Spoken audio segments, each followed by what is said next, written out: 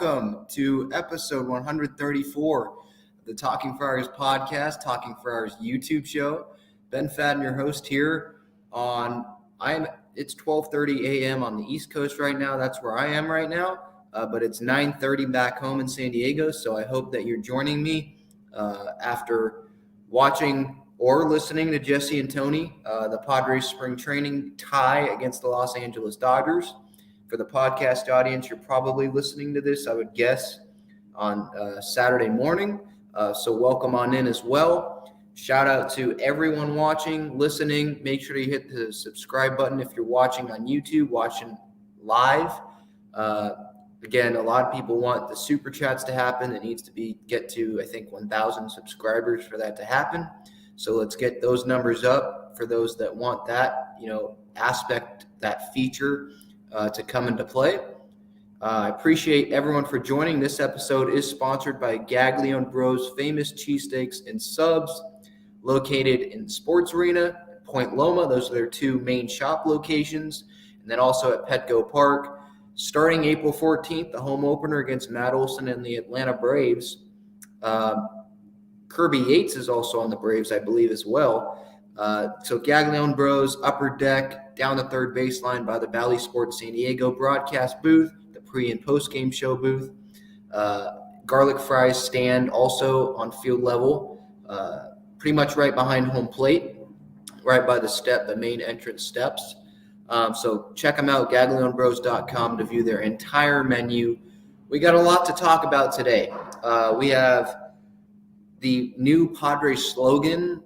Looks like it's been leaked. Emilio Pagan made some comments in a Q&A to Dennis Lynn, and I have a video breakdown for anyone that missed it that I posted earlier today. I'll be talking about that. I'll be playing that about Pagan's struggles last year and what led to them and why he struggled, especially in that Dodger game where he gave up 3 home runs. In September, late September, I think it was September 29th. So we'll get into that as well. Obviously, the Padres' 5th starter spot competition heating up with Gore and Nick Martinez. Paddack and Martinez pitched today. Again, I'm recording this on Friday, at least West Coast time, Friday, March 25th. So we'll be talking about that. Jorge Alfaro continuing to mash baseballs. Austin Nola homering earlier today. So again, just giving a little bit of time to put everyone here watching live on YouTube into the chat, and then we'll get going here, starting with the Padres slogan. Ryan says, "What's up? Fort Myers, Florida." All right, so you are on the East Coast time as well. Already Saturday morning for East Coast guys. What's up, Ryan? I hope you're doing well. Eric Van Geek seems like we just need that one outfielder and we are set. I don't know about set, but it would feel better to have a better left fielder. That's for sure. Ryan, hope you can mention that Myers can't hit his way out of a wet paper bag right now. That's true. He struck out, I know, at least once today. I don't think he has a hit yet. I think I saw on Twitter that Grisham and Myers have combined for 1 hit this spring training so far. But it is also spring training, so you don't want to take too much from it. He hasn't had that many at-bats yet, but yeah, it's definitely off to a rough start. Erie also says, looks like A.J. Preller guessed right with Alfaro, fingers crossed. It does look like that. We'll get into that later tonight as well.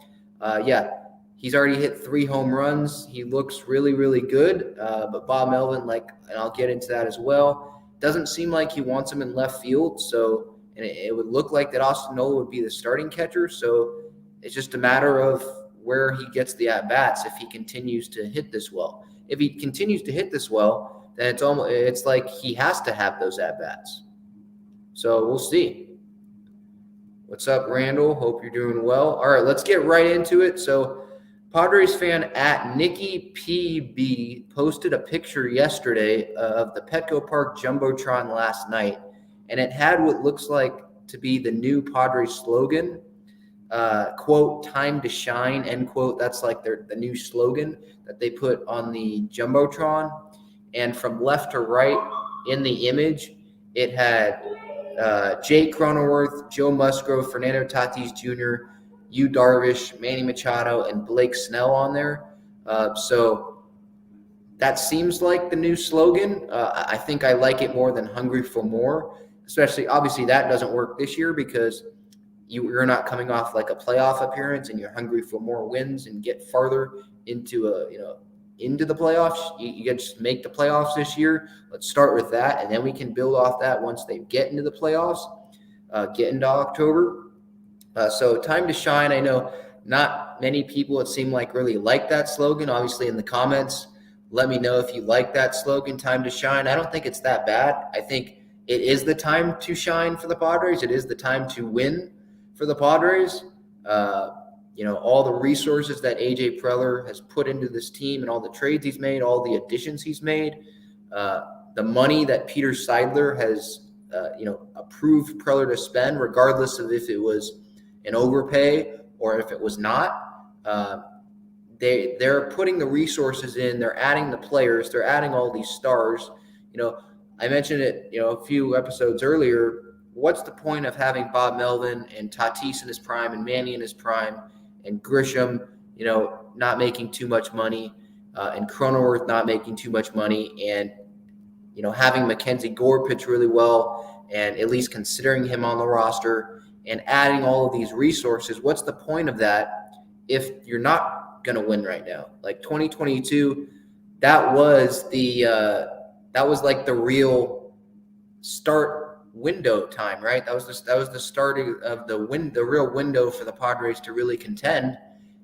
And so it is their time to shine. It is the time for the Padres to win. And so I kind of agree with the slogan. Some people don't like it, but it seems like Major League Baseball wants every team to have like their own like slogan. So if that's the slogan that the Padres picked or that Major League Baseball picked for him or whatever, I'm fine with it. Let's see here. Randall says, I'm a huge Padres fan. I'm new at this. Is that the golden chain? What the golden chain, the shine part that you're talking about? I hope they don't bring the chain back. I really hope they don't bring that back because that obviously didn't work last year. So maybe that's some bad mojo that was going on there. Hopefully they don't bring that back. Erie again says, yeah, Nick Martinez was going against the National League All-Stars. Wait, the Dodgers, sorry. Yeah, it was a stacked lineup. We'll get into that as well. Like I mentioned, we'll get into that later tonight.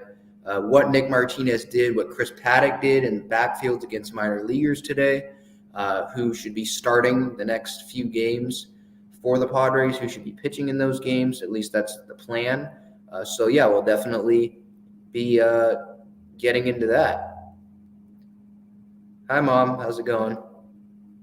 Let's see. Randall again. I think they need a better chain. I don't think they need a chain at all. It didn't work last year, so let's slow the roll on that swag chain. Uncle Nick, what's up? St. Peter's rolls on. Yeah,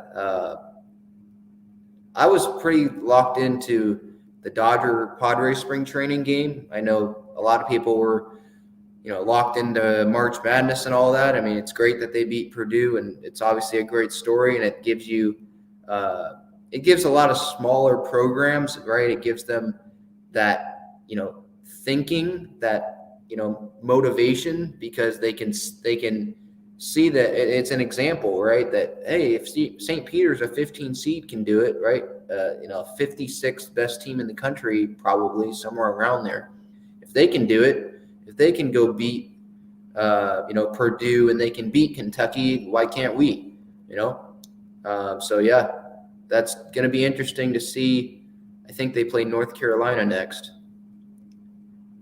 All right, so let's get into the next topic here, which is Emilio Pagan. He spoke with Dennis Lin of The Athletic in a piece that went out earlier today on The Athletic, athletic.com. Lin spoke with Emilio Pagan about last year's struggles, why he struggled, if he's been able to really identify why he struggled last year, because in a press conference after that Dodgers September 29th game against the Dodgers at Dodger Stadium, where he gave up 3 home runs, after that game with the media, he obviously knew that he needed to get better, but he was asking his teammates if they thought he was tipping pitches, and no one said that he was. And so it seems like he got together with an old coach of his, looked at video, and it seems like he's now been able to identify why he was struggling. Pagan said that his struggles late last year weren't with velocity, with the fastball is what he's talking about, but with the late life on that fastball. His hand wasn't behind his head going down the mound, so instead it was out. And I'll show that on the breakdown that I'll show for the YouTube audience, and play the audio that I put in that breakdown for the podcast audience as well. I'll show that. But his arm action, he was kind of yanking pitches, and his posture wasn't as tall. He was showing the ball too early. And so I think pitchers and it's for regular guys, average fans like us, if we were to stand in the box like that, Pagan would strike all of us out. But for big league guys, the best of the best, when they look and they, have all that experience against major league pitchers, I think they know what they're doing. They know that the repetition, they can spot. Eventually they'll be able to spot what pitch is coming based on, the grip and all that. And if they can see the ball, if a guy's like this, it's a fastball. If he's more here, it's kind of more of a breaking ball, curveball. So they're able to spot that way better than the average fan. And in the breakdown that I'll show, I had it in slow-mo. So that's not, obviously that's not happening real time in the game, but I slowed it down for the average fan to really see how early the Dodgers hitters, especially last year in that particular game, were able to see Emilio Pagan's pitch and what he was throwing and the fastball that he was throwing.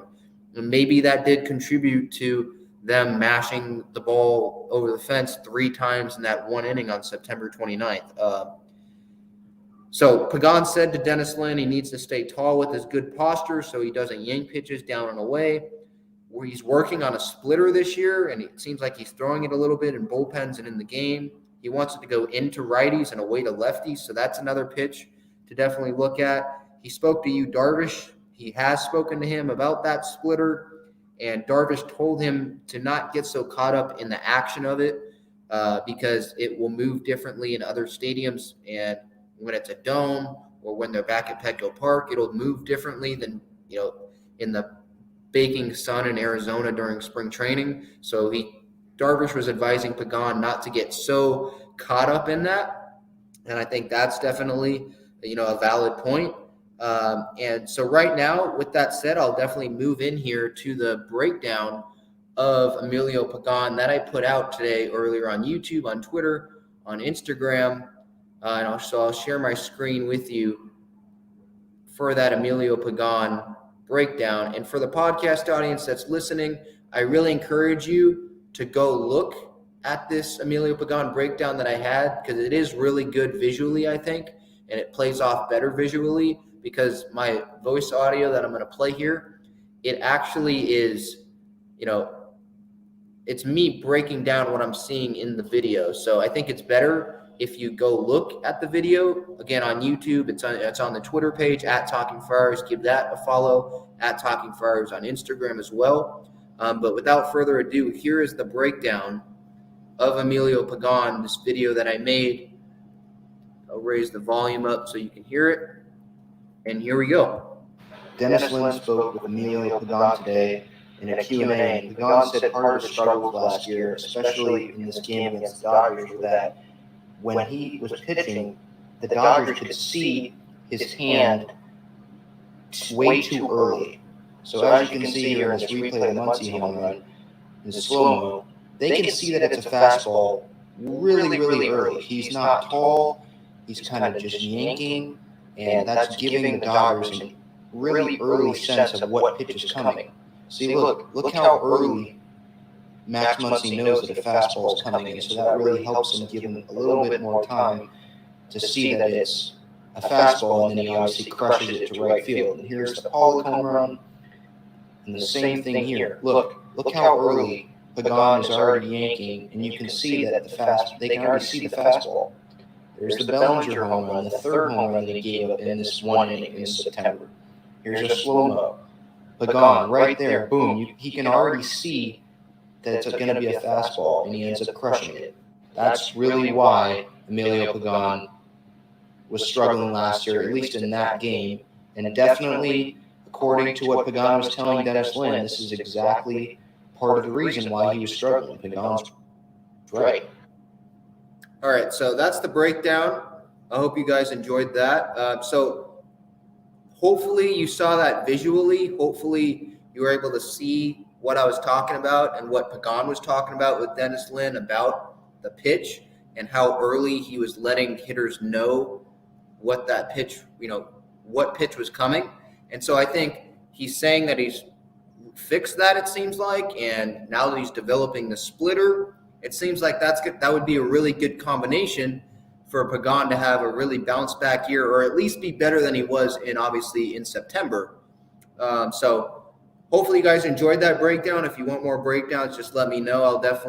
I enjoy doing that. I did that earlier this afternoon after that Dennis Lin Q&A came out, because he was writing about it, but I think it's not better, but I think it's a good combination to have the visual breakdown that I just did there and what Pagan said to Dennis Lin. So props to Lin for getting that Q&A with Pagan, and I hope you guys enjoyed that visual aspect of it as well for my breakdown that I just gave to you as well. Randall Porter here chiming in. You're right on that. They see his arm when you throw the ball. Yeah.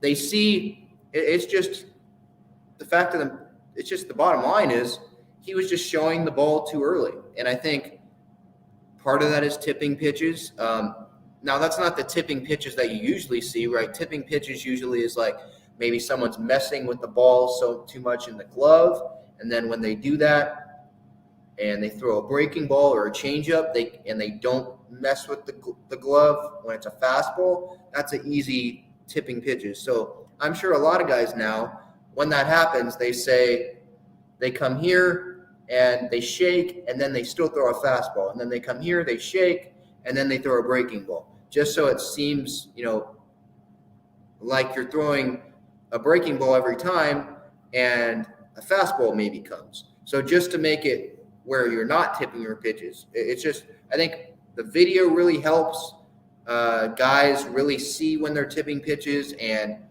maybe they can do it even right in the middle of an inning, or, after that half inning, and they're maybe a starter or something, they go in, see the video, or a pitching coach immediately sees something on the video in that inning and points it out to him. Then the next inning they come out and they, strike out the side or something. And it's like, okay, well, yeah, you were tipping pitches. So hopefully you enjoyed that. I did want to touch on that Emilio Pagan struggles and all that. So moving on now to the first round of cuts that were made by the San Diego Padres. Well, not cuts, demotions. I don't believe anyone was cut, but the demotions that were made by the Padres today, sending a few guys to AAA and AA, essentially sending them to the minor league side of spring training camp, just to dwindle down the major league number of players that are in major league camp. So Bob Melvin and the coaching staff and AJ Preller can really hone in on guys that still have a chance at the roster and aren't just taking up spots, playing in games, late in games. Because from what I know, those minor leaguers, they can still come and play in the spring training games if they need bodies. But right now it's March 26th on the East Coast as I record this. And so that leaves us less than 2 weeks before opening day. So you would think that a lot of these major league roster guys that have a chance of making it the major league roster are now going to be playing more than, what minor league fill-in guys would be playing.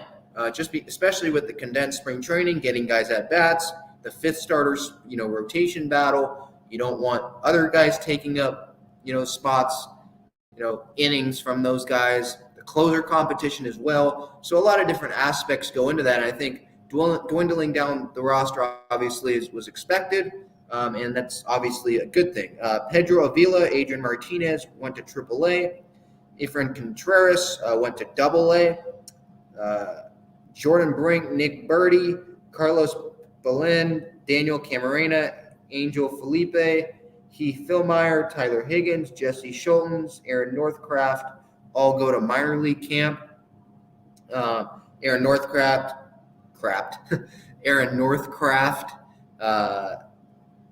and Daniel Camarena, they obviously spent time with the Padres on the major league roster last year. Adrian Martinez seemed like that last starting pitcher in El Paso that might have been called up if more injuries happened last year in September, or they didn't go to Jake Arrieta, which ended up being a failure, or didn't go to Vince Velasquez, which didn't really work out either. He probably would have been called up, but he goes back down to AAA. Spent some time there. Majority of the time was in AA last year. So those were the cuts. I mean, I don't want to spend too much time on that because those aren't names that a lot of Padre fans probably know, but I'm probably more familiar with them than a lot of people watching or listening. And so if you want more in-depth stuff on that, let me know, and I can make episodes and get more in-depth in that in future episodes. But I just want to kind of mention that just because that was news that I think is relevant, because those are roster demotions, and now maybe you're not seeing Daniel Camarena or something like that in a spring training game. And so maybe you're wondering, and that's probably why. Now moving on to some more notes. Ryan Weathers plans to start on Saturday. Yu Darvish plans to start Sunday. Musgrove still in play for the opening day start, Bob Melvin said earlier today before the Dodger-Padre game, saying that they can still flip those two guys' days. That's still a possibility. I mean, I would think that Yu Darvish starts opening day just to keep him on that every 5-day thing. What's really the point of having Musgrove start opening day unless an injury happens or something? I think Musgrove is on pace to start the home opener, so you would think that they'd want to keep it like that. But again, I don't get what the point would be of switching those two guys when you're already on that 5-day pace. So I wouldn't expect Musgrove to start on April 7th against the Diamondbacks, but I guess Bob Melvin and the coaching staff still keeping that open. But yeah, Weathers starting on Saturday, and then Darvish starting on Sunday. I believe Lamet is supposed to pitch sometime after Weathers on Saturday, during Saturday's game. So those are a couple plans for the Padres this weekend. Dave Roberts, Dodgers manager, signed a 3-year extension through 2025 with the Dodgers to be their manager. Obviously, talked about it the last episode 133 with Jacob, talking about how Dave Roberts guaranteed a World Series victory and said to, put that on the record. And he's very confident. And I think the manager nowadays, it's a lot of front office, cooperation with them, and really including a lot of different viewpoints on decisions and lineups and using analytics and all that. So I think a big part in the manager now is just communicating with guys, being upfront with guys about if they're playing that day or not, if they're starting that day or not. In spring training, communicating if they really have a chance to make the roster or not, or if this is just a chance to, hey, go play hard. You got guys watching. You got A.J. Preller watching you. Well, not for Dave Roberts' sake, but just for the Padres' sake. You got A.J. Preller watching you, other front office people watching you. You have other 29 other teams probably watching you if a trade happens. So just play your butt off and see where it goes.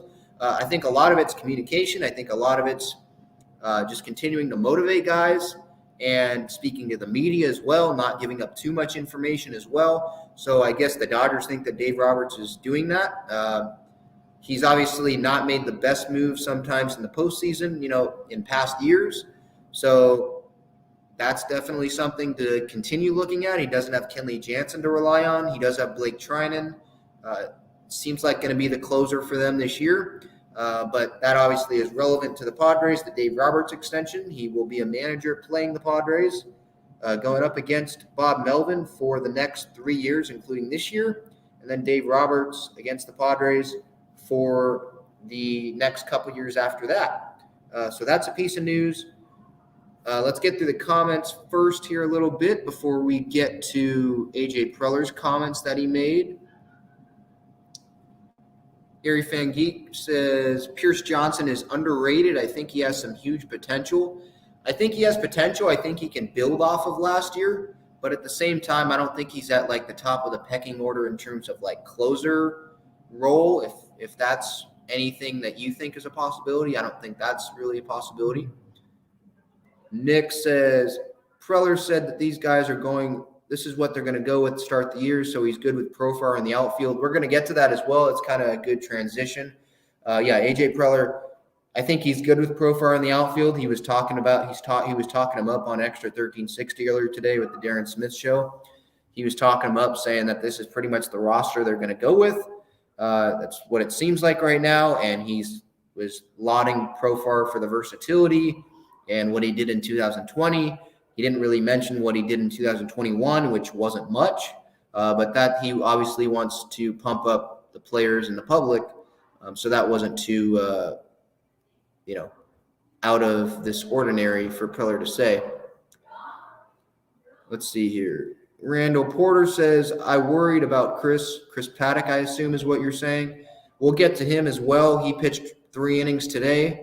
I don't believe he gave up a run on the minor league backfield. So it seems like they're rotating between Paddack and Martinez pitching in the actual spring training games every 5 days. They're both pitching every 5 days, but it seems, just to be in fairness, they're rotating those two guys, it seems like. So you would think Paddack, now that Martinez faced the Dodgers earlier tonight, you would think that Paddack faces the next opponent, in the next 5 days, the next 5-day turn. So we'll see about that. So moving on to the A.J. Preller interview that he had with Darren Smith earlier today. A couple tidbits here, a few tidbits. When he was asked about the lack of moves that the Padres have made, he mentioned how good the team was for a significant period of time last season. How they were contenders, wild card team, had those really competitive series with the Dodgers, obviously, swept the Dodgers at one point, one of the series I was at. Really competitive games against them, and then mention how they're getting guys back, kind of like how I've mentioned on previous episodes. Like you wouldn't think that the injuries would happen for a second consecutive year. Getting Darvish back healthy, Snell back healthy, it seems like, getting Paddack back healthy, Nola back healthy, Clevenger obviously I think is a big X factor, getting him back healthy.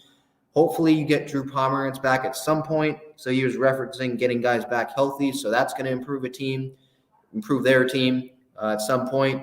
Obviously, the Tatis coming back will be huge, but again, that doesn't make them better per se in comparison to last year. You're just adding a guy back. That's anyone who makes the comparison that, this is going to be a great trade deadline addition, essentially. Well, it's not a trade deadline addition. You're just getting back someone from the IL. That's not improving the team based on last year, if that makes sense. So another thing he talked about, he's been close. The Padres have been close on some moves, making some of these moves, but they just didn't match up at the end of the day. Obviously, they made the Luke Voit deal. That matched up, but he wasn't really close on some deals. Or he was close, He was close on some deals, but ended up not pulling the trigger. So I would expect what he means by that is probably that teams wanted some prospects that he wasn't willing to give up. In maybe a Hosmer deal. That would be my guess. Maybe a Jesse Winker deal they were close and couldn't line up. Maybe they've been talking about Austin Meadows and they haven't been able to line up, or Cedric Mullins they haven't been able to line up in prospects or something like that. So maybe that's something that they're talking about. We'll see. That's what Preller is referencing. But that is a comment that he made. Again, being close doesn't matter. It's about what the moves that you end up making. And he's made 2 moves this post-lockout. Voit with the DH, which was a good move, it seems like. And then Nick Martinez, and it seems like an overpay. He pitched well tonight, which we'll get to. But at the same time, the fact of the matter is the offer was $5.5 million greater than what it was pre-lockout when they reached an agreement, but they just didn't get the paperwork on time. So I'm still fascinated by why the offer increased by $5.5 million when Martinez was already in agreement with the Padres. So that's another $5.5 million that you can't spend elsewhere. So I'm still fascinated by that. And In terms of budget, Preller said he's always sat down with ownership, Peter Seidler, Ron Fowler, prior to Ron Fowler stepping down, to discuss the budget, and Peter is open-minded to adding or subtracting from what he wants the payroll to be. And in terms of the budget this year, look, I think it's pretty clear that they don't want to go over that $230 million luxury tax number, that where they get taxed 30%, because they went over it last year. And by the way, they went over it by acquiring Daniel Hudson. It's not like they acquired Max Scherzer for it. They acquired Daniel Hudson for it. That obviously didn't work out. That's the move that got them over it. So imagine they don't make that move, and now they probably might be more willing to go over it, because they wouldn't be paying 30%. They'd be paying a lower percent of it. I forget how much, but it would be significantly lower than 30% of how much they go over. So I think with the FAM, them not really going after FAM aggressively, not getting Nelson Cruz, they don't want to go over the competitive balance luxury tax. And I think maybe they're still open-minded to it, but I think it really has to be a move like Cedric Mullins, an all-star player, where they're like, okay, well, this guy could really be a big game changer for us in the outfield. This outfield situation isn't great right now, and it doesn't seem like it's great right now. Look, if the Padres get someone like Cedric Mullins, I think maybe they'd be willing to go over it. I don't have his contract numbers in front of me if they would even go over it for, but like Austin Meadows, they wouldn't go over it. He's like $4 million in arbitration, so I think they'd still be good there. But we'll see if they do go over it, but it seems like they do have a budget right now, and Seidler's saying don't go over it unless you bring up a trade or a signing to me, and this guy really can put them over the top. And I don't see anyone available right now. That's a realistic trade where the Padres don't have to give up too much, or a free agent signing where they don't have to sign a guy for so much. That would really be worth it. There's a lot of guys off the board that you could make the argument would have been some, really big difference makers. He also said he feels like my Uncle Nick, he said earlier in the comments, feels like the current roster is the group that they're most likely to go with, not going to force a trade, is what Preller was saying to Darren Smith today. And it's expected. I don't want to say that it's a little disappointing that they're going in with that mindset now, but it's not really that disappointing when you consider that a bunch of the guys that they were targeting are gone now. It's not like there's Castellanos or Bryan and Suzuki and Cruz still out there, and he's saying it like this. He's saying it like this. They're expecting the roster to be like this, after guys are gone. Like, they don't really have many options. Things aren't lining up for them. So while it kind of stinks that, Profar's that seems like he's going to be the left fielder, at the same time, it's expected. If you really are in tune with the team like I am, with the payroll and the moves and guys available and not available and trades that might happen or not happen. Look, it doesn't seem likely that something's going to happen. So it's not really that surprising that Preller did make that comment, saying that, look, it seems like this team is the team that we're going to go with, this group of players in camp. Now, obviously, the C.J. Abrams, the backup catcher, the closer, the fifth starter, all that is going to, to be determined. But in terms of the guys that are in camp right now, that's what they're going with. Doesn't seem like they're lining up with the Eric Hosmer trade at all or Will Myers trade at all. So this seems like the team they're going to go with. In terms of Blake Snell and all the questions about him being behind other guys because of the lockout and him not wanting to, continue pitching because he didn't know how the lockout was going to go, how long the lockout was going to go. Preller said that Snell looks good in his throwing program, and he thinks we'll see pitchers around the league go 60 or so pitches kind of that first time through at the start of the season. And so he's kind of defending Blake, saying, look, other pitchers in the league are going to be doing the same thing that he is.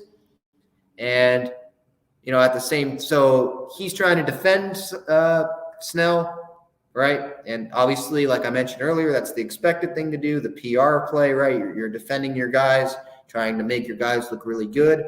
But it's hard to make him look good. Like I'm trying to make a positive out of Blake Snell that he's, ramping up slowly, because this is less innings that he's going to have early on in the season, right? And this is maybe more innings that he can add on for, 7-inning starts, later in the year. So I'm trying to take it from a positive, optimistic viewpoint there, while I know a lot of other fans are like, this is inexcusable. Other guys in the rotation are being built up. They're going to be ready, and you're not. We're paying you this money. You're supposed to be like our second best starter, and it doesn't seem like you care. You were playing video games during the whole lockout. And while I understand where they're coming from, and it is a little frustrating, I view it from the viewpoint of, look, this could keep him healthy and could keep other guys healthy and not have to throw as many innings. And only one guy's going to earn that fifth spot who's built up, whether that's Nick Martinez or Mackenzie Gore or Chris Paddack. Those seem like the three guys. So one or two of those other guys that end up not getting that, they could piggyback Snell. And I think that could be a good combination as well until Snell is built up. So I'm trying to take it from more of an optimistic viewpoint with Snell, and Preller obviously is as well. But with that said, I still don't want to excuse what Snell did. But I think Snell, look, he's a veteran. I think he knows what he's doing. And I think some of it might be a little inexcusable. Like, I feel like I'm going back and forth on this, but at the same time, like, I'm trying to think of this positively. And maybe I wouldn't be thinking of this as positively if, let's say, Nick Martinez and Chris Paddack aren't pitching well in spring training, or Mackenzie Gore continues to not pitch well like he did last year in spring training. Maybe I'd have a different viewpoint. But in terms of the way things are going right now, that's kind of how I view it. On a funny note, Preller went to a Dua Lipa concert. My brother Cameron, I guess, likes Dua Lipa a lot. I'm not a music guy, so I don't know her. I think it's a her. I think it's a girl. But Preller, I guess, went to a Dua Lipa concert, and Darren asked AJ about that. And AJ said it was a good concert. And AJ's like me. He's not a big music guy. He's not a music expert, but he said that Dua runs a good concert. So there you go, Cameron. If you're listening or watching or you see a clip of it, there you go. Mention Dua Lipa there.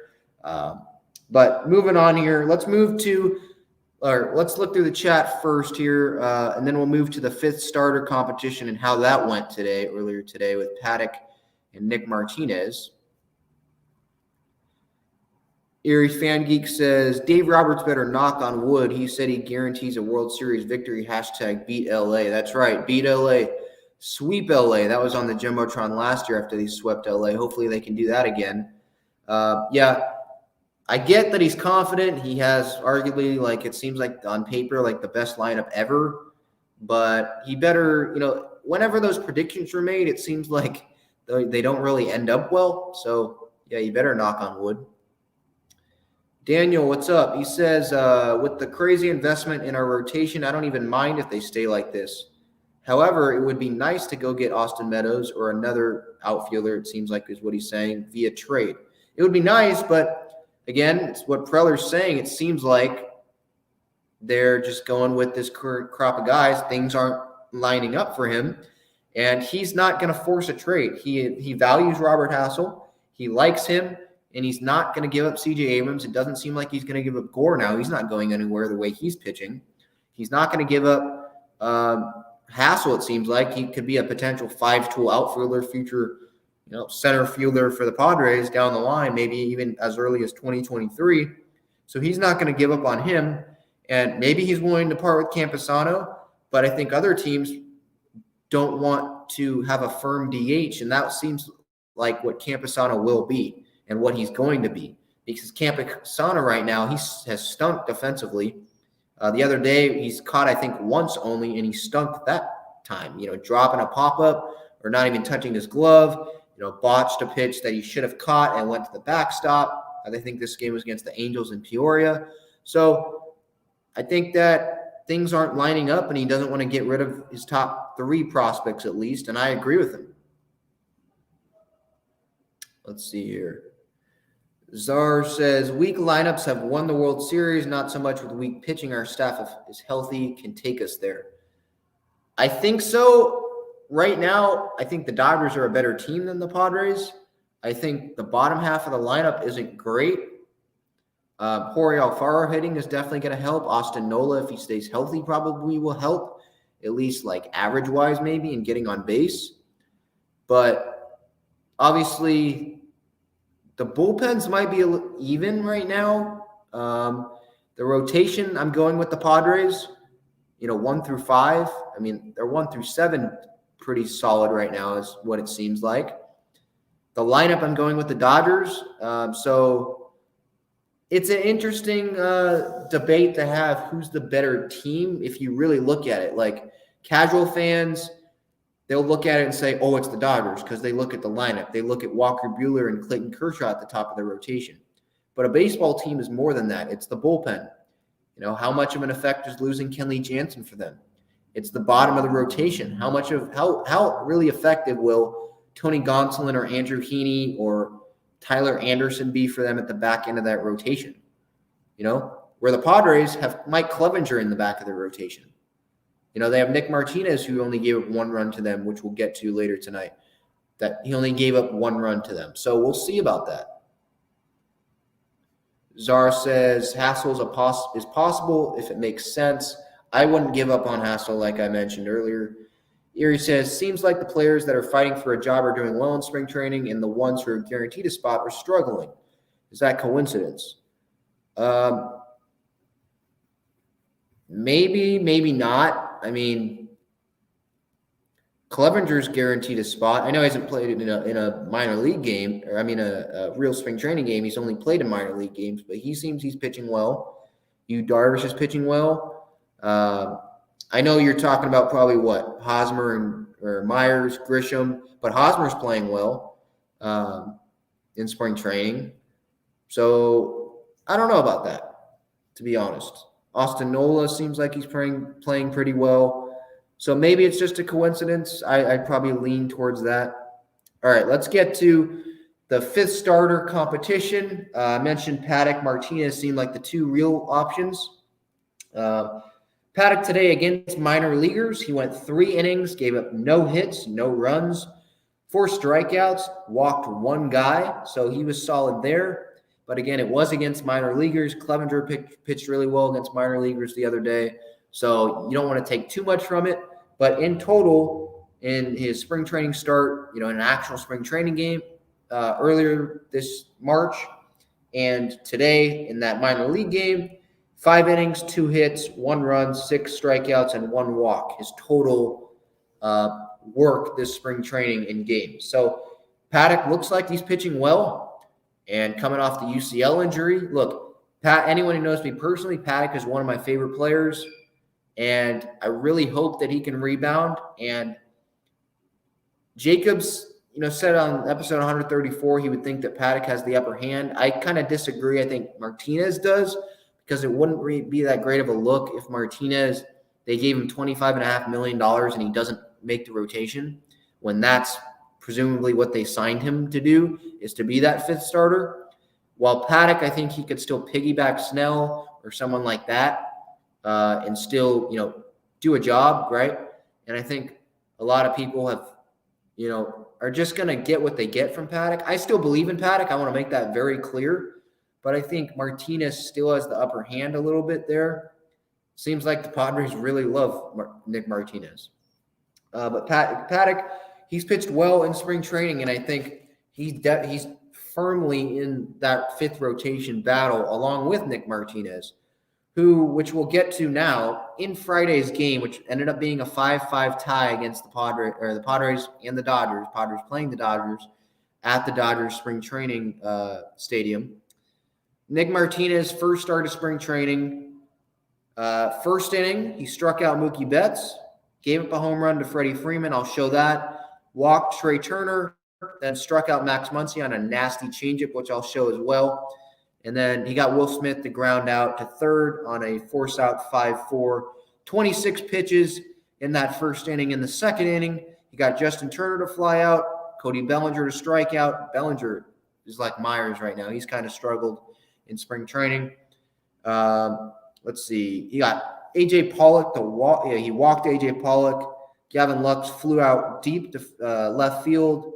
Trace Thompson made a really good play. In the third inning, 3 up, 3 down to end his first spring training start. Got Mookie Betts to line out, Freddie Freeman to ground out after giving up the home run, so he kind of adjusted there. And then got Trey Turner to ground out the third. So his final line, 3 innings, gave up 1 run to that Freddie Freeman home run, 1 hit, 2 walks, 3 strikeouts on 55 pitches. Again, so he and Paddack pretty much the same thing. They've given up 1 run in spring training so far, so pretty encouraging, and it's neck and neck. When I was watching Nick Martinez, and I'll show some highlights for the YouTube audience, he really gives up some Jake Arrieta vibes to me, at least, at the start of his prime. Hopefully Nick Martinez is going to be in his prime at the Padres. That's kind of the vibes that I'm seeing, with the tall posture, the windup that he has. And we'll see that here in the highlights that I show. But to get to that Freddie Freeman home run, I'll show that first here. I'll share my screen for the YouTube audience here. Here is Freddie Freeman's home run that Nick Martinez gave up. First inning. So, look, this, for anyone, the podcast audience, so this pitch barely gets out, by the way. I do want to mention that. It is in Arizona. And, look, he wants it down. Yeah, maybe it was a little bit middle of the plate. So maybe he missed his spot a little bit. But that's pretty good to me.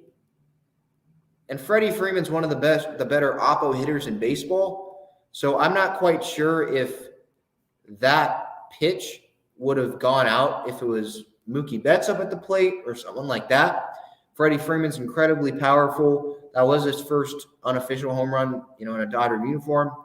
So I'm not too mad about that. Like, Freddie Freeman, one of the best oppo hitters in the league, like I just mentioned.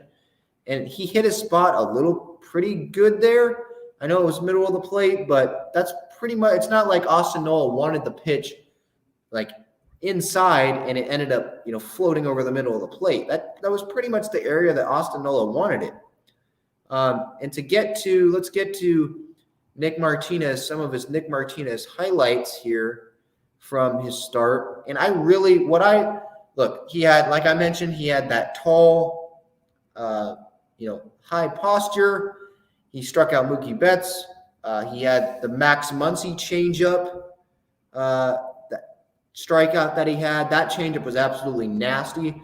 So for the YouTube audience, here is some highlights. Striking out Mookie Betts there with the fastball, first pitcher of the game. Boom, there he goes. Max Muncy, here's the nasty changeup. Falls off the table. Here it is again. Falls off the table, struck him out in the first inning there. Sit your butt down, Max Muncy. Here's Cody Bellinger, who's really struggled as well. Look, that tall posture, strikes him out, fastball up and in. And look, he hit his spot there. Here it is. Austin Nola wants it up and in, and he hit the spot perfectly. I keep replaying here for the YouTube audience just to show you. He hit a spot pretty well there with the fastball, and he looks really good. He looked good. Look, I'm not going to get down on the Freddie Freeman home run. Look, that guy is one of the best pitchers in the league, just won a World Series. I'm not going to get mad at that. It's a spring training start. Freddie Freeman, again, it's Freddie Freeman. He's the 5th starter. I'm not expecting him. Look, especially when I thought, and a lot of other people thought that this was probably an overpay, I'm not expecting Nick Martinez, if he gets the 5th starter spot, to come in and be Yu Darvish or come in and be Randy Jones, or come in and be Jake Peavy in 2006 or 2007 when he won the Cy Young and the pitching triple crown. I'm expecting him to come in, especially against a Dodger lineup like that. You give 1 run, I'm a happy camper, and Padre fans should be a happy camper as well. Like, this is, going into this season, this is like one of the best lineups, if not the best lineup ever, in like the modern era, with Justin Turner and Mookie Betts and Trey Turner and Will Smith and Freddie Freeman and A.J. Pollock. A.J. Pollock hitting 8th. Cody Bellinger, a former MVP. I know he's struggling, but he's still a former MVP, still pretty young. They have him. Chris Taylor as a utility guy, still really clutch in that wild card game, hitting that walk-off home run to send him. to the NLDS to play the Giants last year in the postseason. So their lineup's stacked. They have a lot of resources at their disposal offensively. And so giving up 1 run like he did today, I know it was only 3 innings, but if he gets up 1 or 2 runs, look, I'm just looking for quality starts, especially when he's facing the Dodgers. Same with Paddack. If he gets the 5th starter spot, or if he pitches bulk innings in a piggyback role, or same with Martinez or Gore. That's what I'm looking for. I'm not looking for, giving up no runs or 1 run, that's great. But 2 or 3 runs, I think that, eventually that should be able to get the job done, especially when Fernando gets back and maybe Grisham gets a bounce back year. Someone like Nola stays healthy, or Alfaro maybe hits. Voit obviously in the lineup had more power. So I think that'll get the job done. That's my expectation, especially against the great teams. That's what you want, and that's what it seems like Nick Martinez and Chris Paddack are doing right now. I don't want to overreact. It's spring training. It's 2 starts for Paddack, 1 including on a minor league backfield that no one was watching televised, and then Nick Martinez, 1 televised start, against the Dodgers in a spring training game where maybe hitters are working on things. So I don't want to overreact to this, but these are the 2 guys that are fighting for that 5th spot in the rotation. And so I'm not going to lie here and say it's not encouraging. It's encouraging that they're pitching pretty well. So let's go to now just talk about this game. Or no. Nick Martinez, I did want to touch on. He made some comments after the game, and I like this. He really wanted to attack the Dodgers, wasn't afraid of them, pitching against them in spring training. I know some teams want to hold back their starting pitchers against division rivals because they don't want to see them on film or whatever, or have recent, experience against them. But Nick Martinez, this was a guy that Bob Melvin wanted. This was a guy that Bob Melvin really wanted to pitch against the Dodgers, get that experience, and really see what he's got fighting for that 5th spot in the rotation. And Martinez said after the game, he admitted, hey, we're going to face the Dodgers a lot. Why be afraid of them? Let's go attack them. Why not?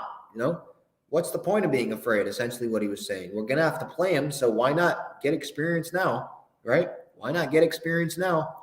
And so I like that mentality. And in terms of what happened in this game, Grisham led off the game with a single. That's the 1 hit he and Will Myers have this whole spring training. And then Austin Nola homered to left field.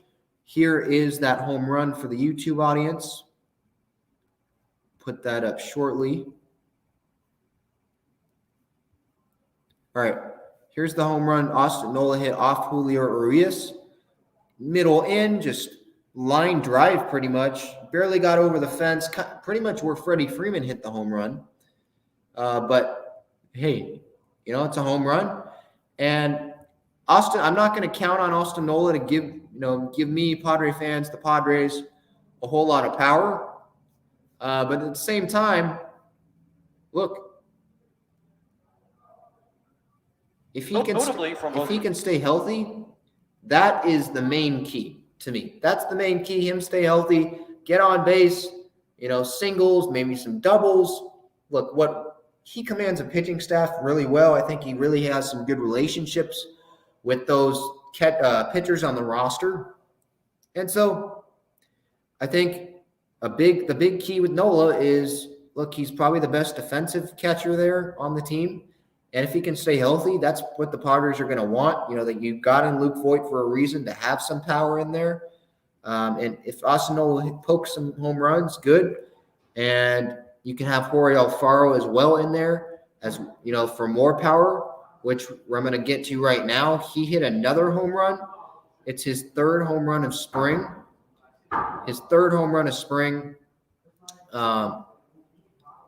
And here is Jesse Agler with the call on Padres radio. Notably from both Mackenzie Gore and Denelson Lamet. Alfaro skies this one to left field. He has done it again. A no-doubter over the bullpen and left moonshot for Alfaro, his 3rd of the spring. And the Padres have hit 2 home runs in 2 innings. Against Julio Urias, they lead it 3-1. Alfaro continues to hammer the baseball. Yes, he does. To opposite field, Jack. This one to the pull side. Gets up over that burn they have in left field. A bomb. 4. Yeah, so there's the Jorge Alfaro home run, third home run of spring. He is really, really playing well. Bob Melvin has committed to him as being only catching, as for now. So it seems like if he continues to hit here, that seems like your backup catcher. With the 28-man roster, you can put Caratini on the roster still if you want him to catch Darvish or whatever, or in Musgrove or whoever. But they need more offense in this lineup, especially with Fernando out. And if Alfaro is going to continue hitting like this, he's hitting, I believe, a little under 500 so far in his first, action in spring training, 3 home runs already. And he crushed this home run against the Dodgers today.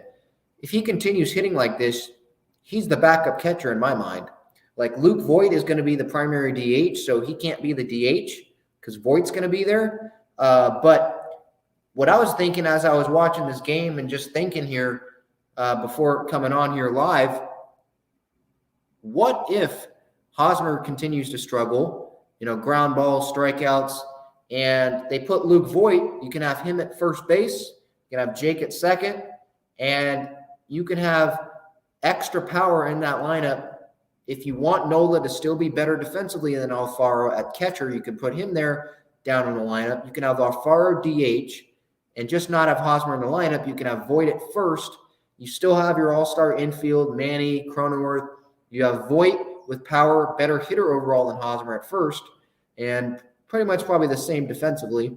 Then you can have Alfaro with more power than Hosmer and a better hitter right now, it seems like, than Hosmer in that DH hole. I think that could be a better power combination, especially against left-handed pitchers. So maybe that's a possibility as well. I don't know if Bob Melvin, when he's saying that he is envisioning Alfaro only as a catcher, if that's just the question about playing left field, which is obviously being brought up because of the lack of outfield depth, or if he's meaning, no, he's not even going to DH either. It's only going to be catcher, not DH. Now, I think that would be a bad idea. I think you need to be open-minded with the DH spot. Look, if he continues to hit like this, and if he isn't great defensively, look, the Padres need to win games, and the best way for them to win games then, especially now, if Hosmer plays well, then he will play first base. I understand that. But I'm just saying, if Hosmer continues to not play well like he has in the Padre uniform, I think the best combination is having, especially against left-handed pitchers, Voit first, Alfaro DH, Nola catching. I think that's probably the best scenario. Again, if all things are going the way they are, I think that's the best maybe combination. That's just my thoughts. Again, in the comments on YouTube, Talking Friars on Twitter, Instagram, let me know what you think of that combination. I'd love to have that discussion. But in the second at-bat, Alfaro lined out to center. As for the rest of the game, Julio Urias started for the Dodgers. He's going to be probably their second starter, maybe third starter, with Buehler and Kershaw there at the top of their rotation. Went 2 innings, gave 3 earned runs. Obviously, on the Alfaro and Nola home runs.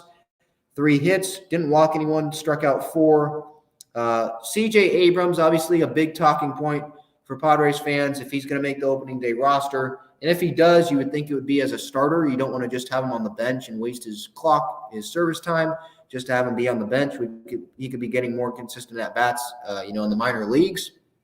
But as for today, he came in for Cronenworth in the 4th inning, played some second base, I believe. Struck out on a fastball up in the 6th, also struck out in the 8th as well. So again, the fastball up, in his first at-bat today, that was that's a concern for the Padres. Not a concern.